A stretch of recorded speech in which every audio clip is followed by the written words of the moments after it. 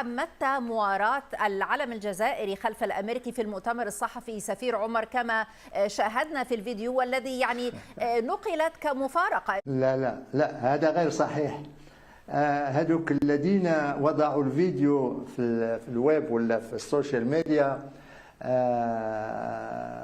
اقتطعوا الكثير من هذاك الفيديو، لأن أنا العلم الجزائري على راسي وبقبله. العلم الجزائري أنا عملت مظاهرات لما كنت لسه طفل صغير من أجل استقلال الجزائر، وكم بكينا بسبب الغازات. لا، فالعلم الجزائري نحترمه ونكن له التقدير، لأن علم بلد جار لنا وأخ لنا.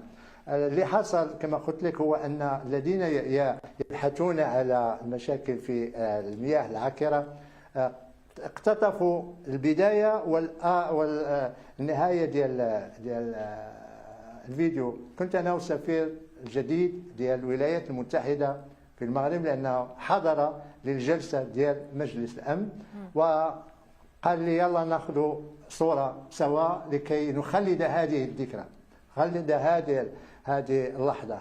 فطبعا مشينا وأظهرنا العلم الأمريكي حتى يكون ورانا، ولم نمس لا أنا ولا هو العلم الجزائري. وطبعا أخذنا الصورة ورحنا، هو عمل تصريح للصحافة هناك وأنا ابتعدت عنه، ولكن لم يكن لا في نيتي ولن أعمل هذا دائما، لأن هذا ماشي من أخلاقيات. لا طيب خلينا